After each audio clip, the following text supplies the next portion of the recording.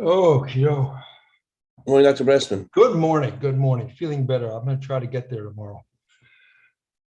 Oh, thank you. I think it's coming along. It's just a little slower than I expected, but every day a little better.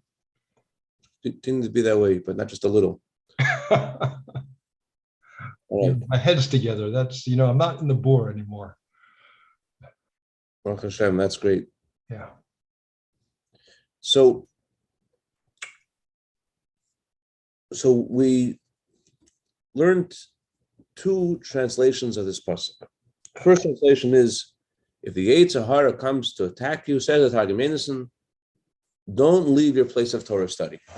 If you leave your place of Torah study, you will be able to contend in the Yetzer Hara because Torah brings healing to you.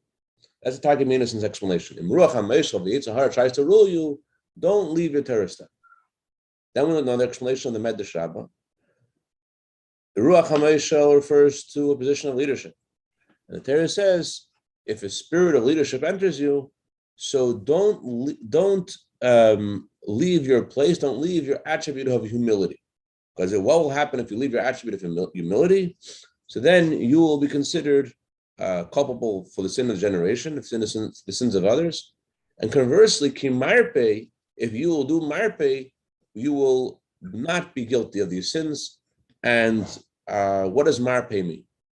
Marpe, we said, has two translations. Marpe means to heal, which we'll get to later on in the Maamar. But marpe also means to weaken. So what should you do to not be considered culpable for the sin of others? You have to do marpe. What's marpe mean? You have to weaken your feelings of self. You have to not feel yourself so much.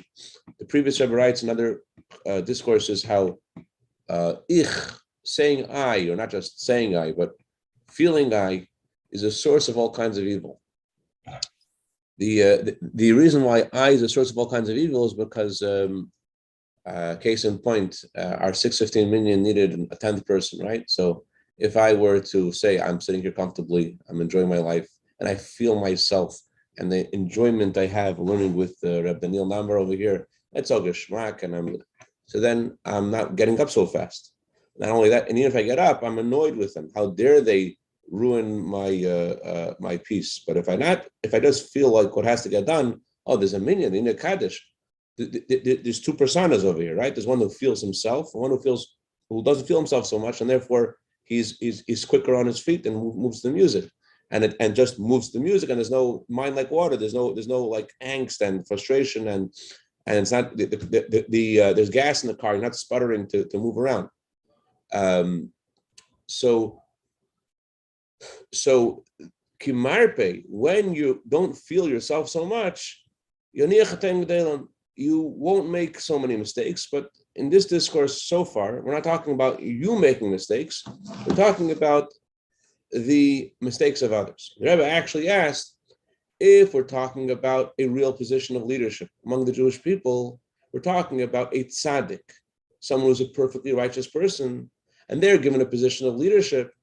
So what kind of sin is relevant to them? It sounds like from the Rebbe's question that when he says the word tzaddik, he's talking about a tzaddik in the level of Tanya.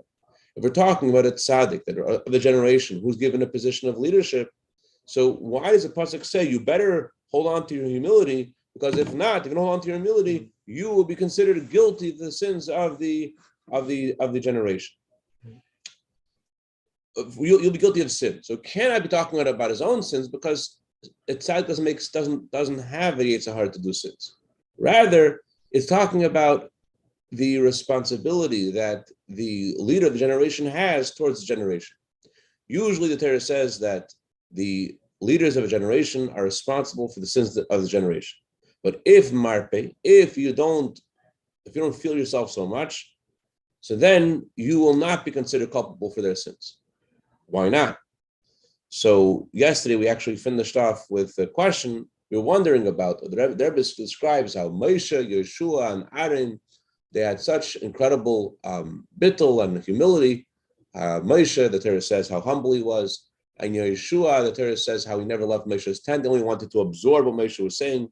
He had no sense of self at all. He just was like, as Rabbi Jacobson describes, how the reason he was able to remember the Rebbe's words by the Rebbe's Farbrengen was because he stood there. He wasn't trying to understand the words. If he tried to understand the words, he wouldn't be able to remember them. He just was just like, what's the Rebbe saying? And that's all. So that's who Yeshua was. There was no sense of self, just what's Moshe saying. And the same was with Aaron. Torah says how Aaron had bittul. And because they had this incredible bittul, this incredible humility and devotion to Hashem and nullification before Hashem, and therefore they're not guilty of the sin of the generation.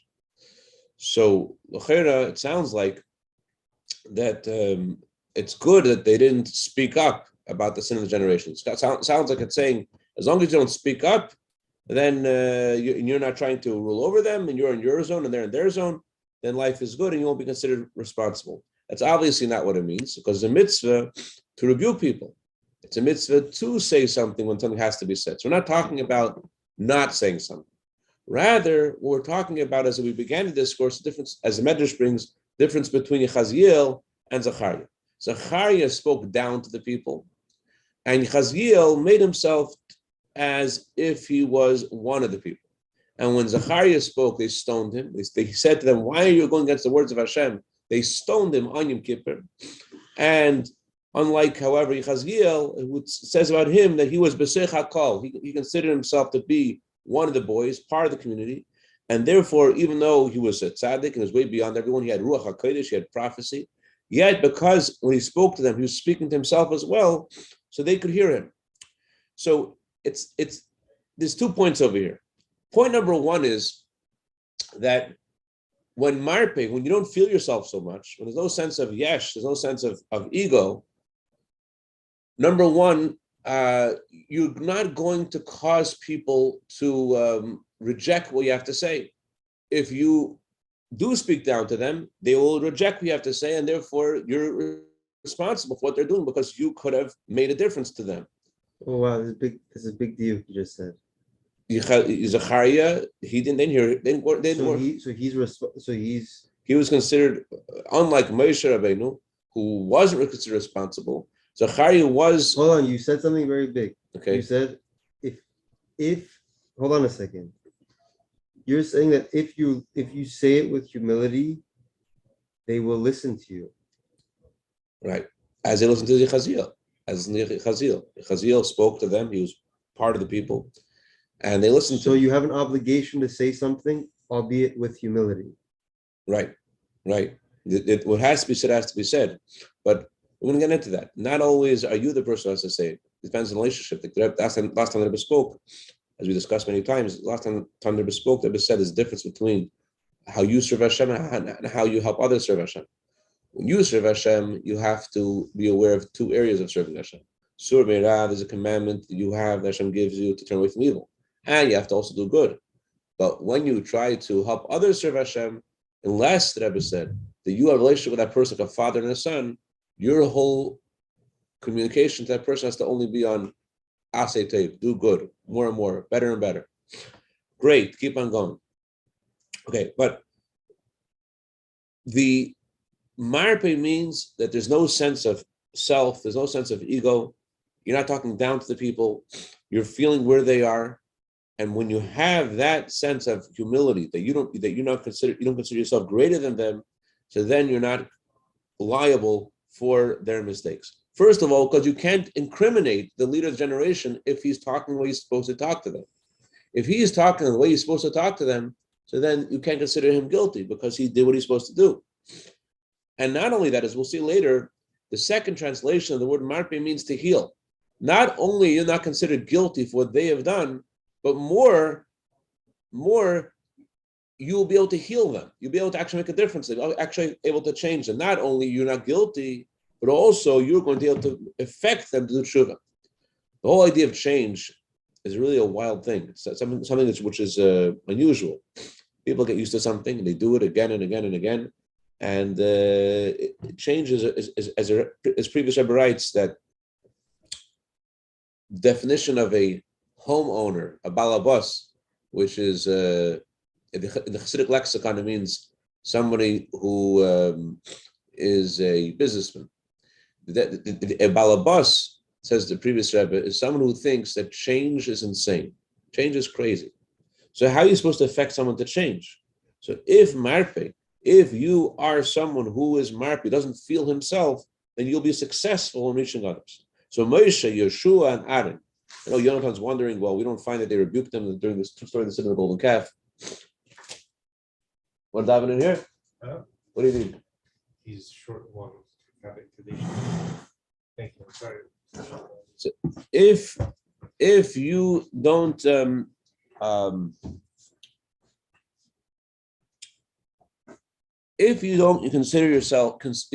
consider yourself to be such an I, so then you're able to talk in a way that people could actually hear you and actually make change in their lives. That doesn't happen overnight necessarily, but this whole concept of change only exists in a relationship where there's someone who has put their ego aside. There cannot be change, in other words. Another person can hear the words that you're saying, and they could be one of those unique individuals who accept the truth from whatever says it.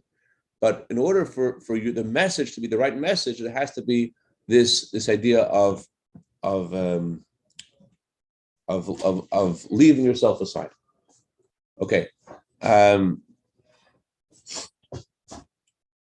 Let's continue now inside. The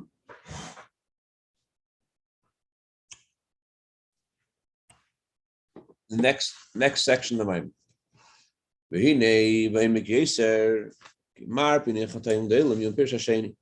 Now let's go to the second translation of the second half of the verse. The first half of the verse again means, don't leave your humility. If you let go of yourself, you don't feel yourself so much, you won't be responsible for all these mistakes. Marpe, just don't feel yourself so much. Now we'll learn a second translation. Marpe also means to heal. Not only won't you be considered responsible for others' mistakes, you're actually going to be able to heal them. Although there is such a translation that marpe can mean to weaken that feeling of self, marpe could also mean to heal. The great one in the generation, he is able to cause healing to those of his generation. It's not only he's not considered responsible, not only is not his fault, he's also able to change people in his generation through his lack of sense of self. I told you a story before, but I'm going to tell it to you again, because it's a story you have to hear every day. Okay, fine. Story is, the Mittler Rebbe had a chassid, came to the Mittler Rebbe and he said to him, I have a problem. I have a little bit of feeling of yesh. It's a feeling of yesh. Sounds like a very sophisticated problem. So Mr. Mittler Rebbe said to him, before God made the world, he was going to send the Malach HaMavis to seduce Adam and Eve. And the Malach HaMavis asked God, what should I do? They're going to hear my name is, what's my title? So God said, your title is Primordial Snake. So Primordial Snake is a horrible name. No one will listen to me with such a name, Primordial Snake. Who could even pronounce that? So God says, don't worry, it's going to work. He goes into the world and he's successful, but then everyone hears Primordial Snake is just a bad dude. No one wants to hang out with him. So the Abishur says to him, okay, now your name is going to be Malach HaMavis. Malach HaMavis, angel of death. Don't worry, this will work. It works until the giving of the Torah. Giving the Torah, everyone's now aware of Malach HaMavis. No one wants to hang out with Malach HaMavis. So the Abishur says to him, now your name is going to be Yetzer Hara. Yetzer Hara, evil inclination, who's going to want that? Just try it. And he's successful until the time of Baal Shem Tov. Baal Shem Tov tells us about the Yetzer Hara and how to deal with the Yetzer Hara. So people learn how to stay away from this guy. Time Baal Shem Tov. Maybe he's creeped up, but he comes to Abishur. He says, they figured me out. The Abishur says, from now on, your name is going to be Hargosha Sayesh. I feel myself a little bit. So it sounds like a very sophisticated, soft issue. Says the Mittler Rebbe to this chassid, you should know.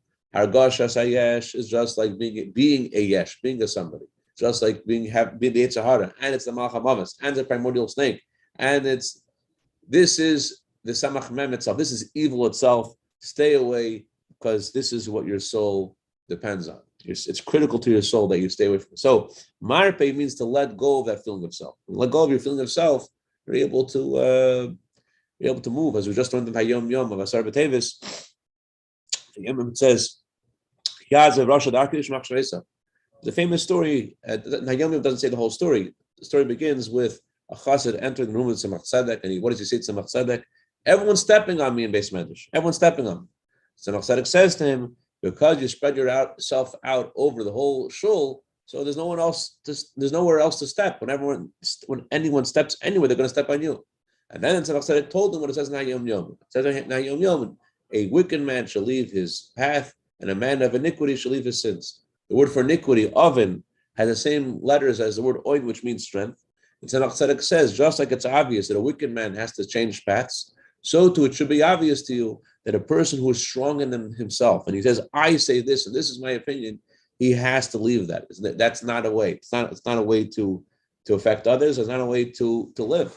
As long as you're an I, it ain't good. It's a source, Tzemach Tzedek said, of all kinds of evil come from the I. Okay, one more story. This guy comes to his Rebbe. I don't know which Rebbe it was, or maybe it wasn't the Rebbe, maybe it was a Mashpia.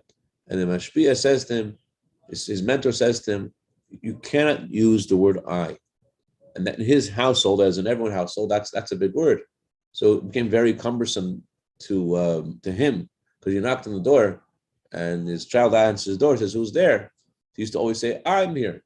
So what does he do? And so he asked his mashpia, like, what do I do? It's like, it's so hard, I keep on forgetting. It messes up the conversations I'm having with people. So mashpia told him, you're allowed to say I. You can't think I. You can't think of yourself too much. Okay, that's marpi. Marpi means you let go of that feeling of self. The less you feel yourself, the more good will come out of you. That's what the Tzemach Tzedek was telling this guy, basically. Okay.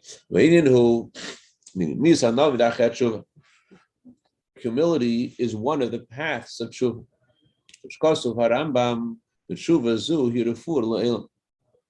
Tshuva brings healing to the world. The word world comes from the word concealment. Hashem made the world, and the word world means concealment. What heals the concealment? What takes away the concealment is tshuva. Tshuva takes away the hell and behester. When a person does tshuva, it removes the opaque physical veneer of the world, and he's able to feel the Eibishter more. Not just he's able to feel the Eibishter more, but tshuva is great, say our sages, because it brings healing to the world. Someone asked the Rebbe, it sounds so arrogant. The words of the Mishnah. The Mishnah says a person is supposed to say, the world was created for my sake. The world was created for my sake. It sounds so arrogant. The Rebbe said, the word world means concealment. The reason why there's a concealment in the world, why is there darkness? It's because of you. You have something that you could do to change that. How can you change it? You could change it through tshuva. Tshuva brings healing to the world. Tshuva can take away the concealment of darkness.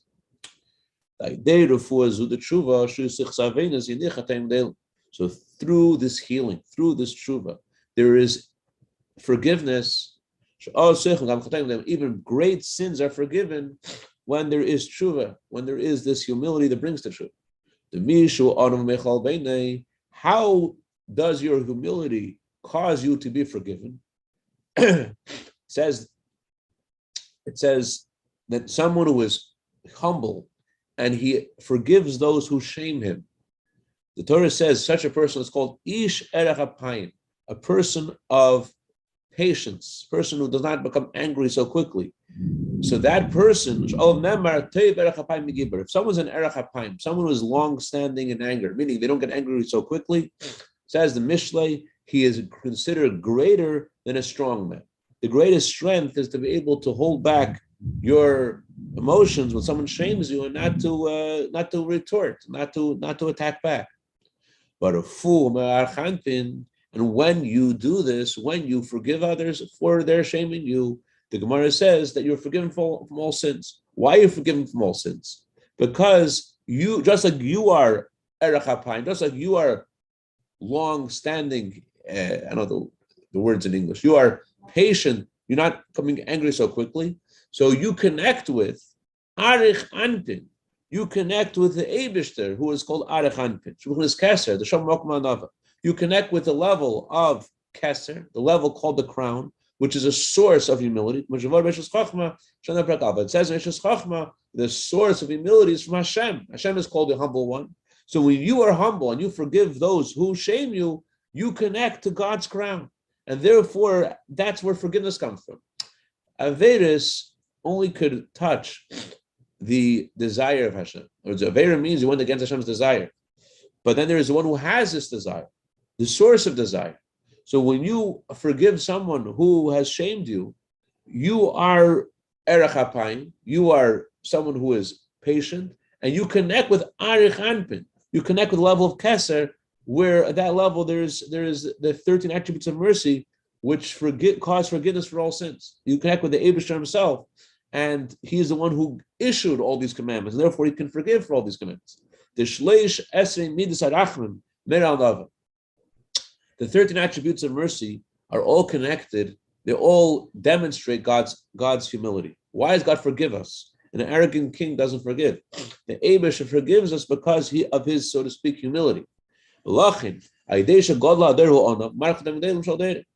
So by a person being humble, he is forgiven for his sins. Getting back to the pasuk, person is given a appointment of leadership, and the people of the generation are making mistakes. Says in Medrash Rabbah, and Shabbos says that if you will not be so arrogant, that if you'll be humble, you'll talk with the people instead of at the people, talk to yourself, as we'll see how to do that, then you won't be considered responsible for their sins. According to Medrash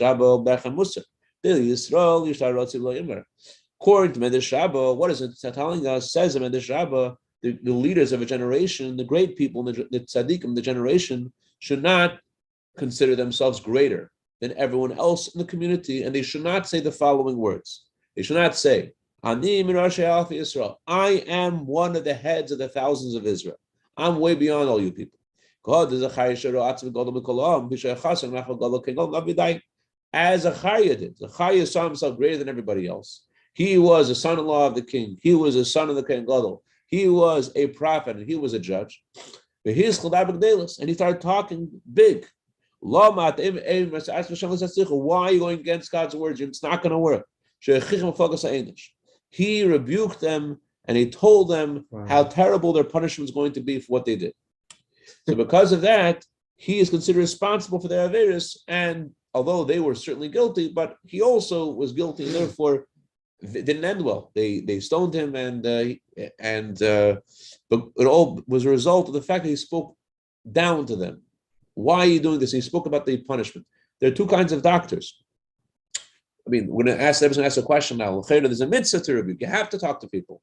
So if you have to talk to people, especially if you're the tzaddik generation, so what's the issue? You're supposed to talk. The answer is there's two kinds of doctors, as we'll see. One kind of doctor, he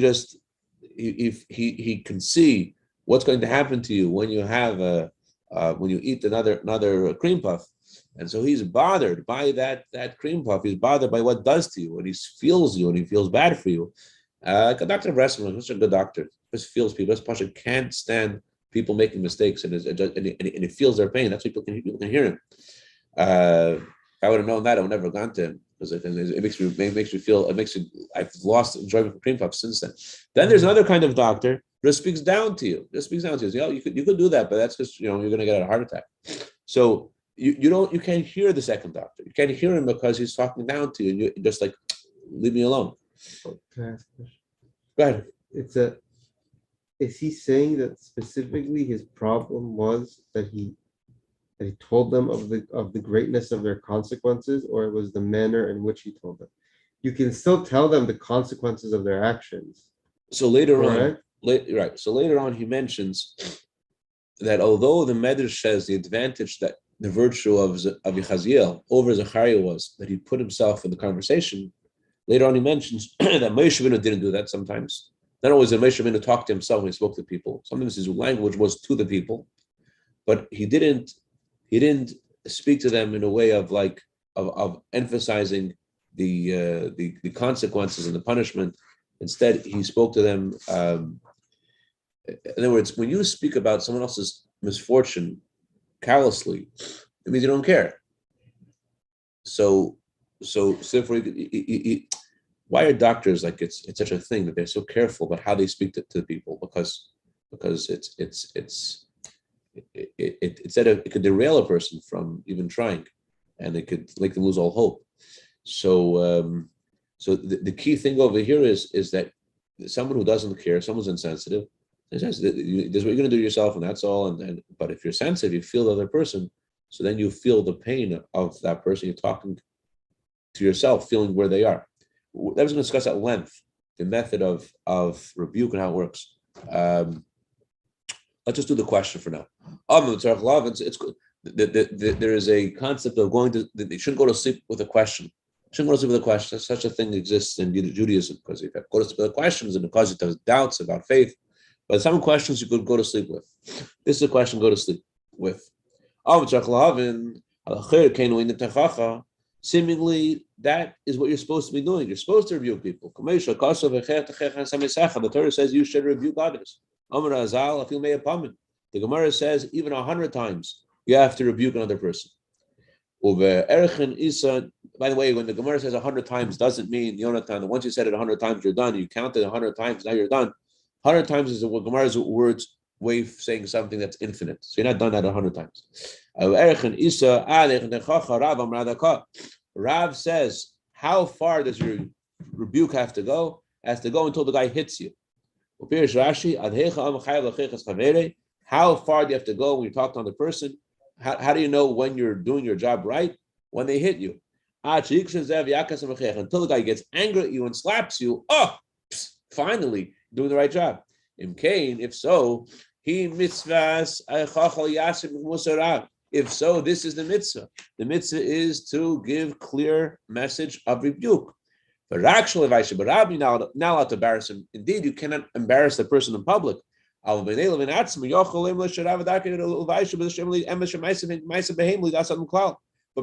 you and the other person, you could tell him that his path is bad and embarrass him by telling him that telling the truth, that his actions are literally like the actions of an animal, and there's no intelligence what he's doing. So why is it considered a sin for Zachariah when he's supposed to rebuke people? So obviously, it could be officially a mitzvah, and yet somehow it's a sin. Although there's a mitzvah to rebuke others, but this mitzvah done wrong can be a sin. Rabbi Heller told us in Kollel, he told us, sometimes a father says something to a child, it's exactly the right words, but he says it with the wrong tune. It can kill the child. The similar way, it's right. All these things are right. The person's actions like an animal. One time, I was going through something. It was really big. It was a big problem. Rabbi Reichik, I was hounding Rabbi Reichik to give me some guidance in this issue, and I felt like he could have given me more attention, and then he wasn't. Whatever. I was going through my own stuff, and he mentioned like under his breath to someone else or to himself. I don't remember. This guy just thinks about himself all day, and it like dawned on me that that's what I was doing. I was thinking about myself all day, which, as we learned, is the source of all evil. Anyways, the point is that there are strong messages need to hear, but if he would have said it to me straight out, I would have said, "What, me?" But it wasn't that. It was no sense of self there in him, and it was just like this poor guy. Just we can't get out of it.